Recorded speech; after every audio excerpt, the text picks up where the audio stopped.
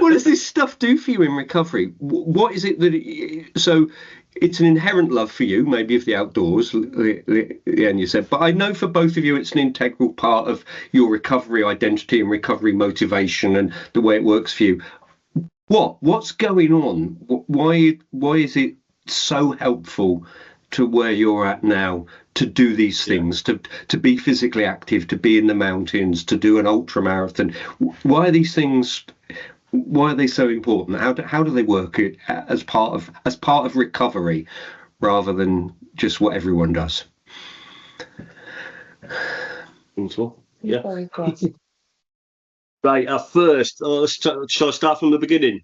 Yeah, go on. Yeah. And the feeling I got when I was on a Withva that day, there was definitely the addict coming out in me that I wanted it again. Definitely, I there was something I even though I was really there's so much pleasure in it, you want to repeat the pleasure. Yes. Yeah, exactly, that dopamine. Yeah, and like I said, we're always after that hit. There is a buzz. We should acknowledge there's a buzz, isn't there? There's a buzz from the hills. There are many other things, but there is a buzz. Yeah. Yeah. Even though I was really unfit at that time, and I was a struggle, but I still wanted to do it again. And then there was that hill skills course that gave me that bit of encouragement. So that's still a pleasure aspect of getting a compliment, and then seeing what I could do with that. And then I started on my spiritual journey, if you like, through the 12 steps, and that's still ongoing today. And I started, through working the steps and becoming more aware. I found myself being in, when I was on the hill, I found myself naturally getting in the zone. My awareness, my senses were all opening up. There was something there that I can't explain in that spiritual aspect of that we all need to find in recovery, in some form, some way.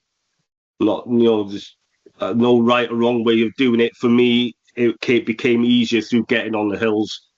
It was like walking meditation, if you like.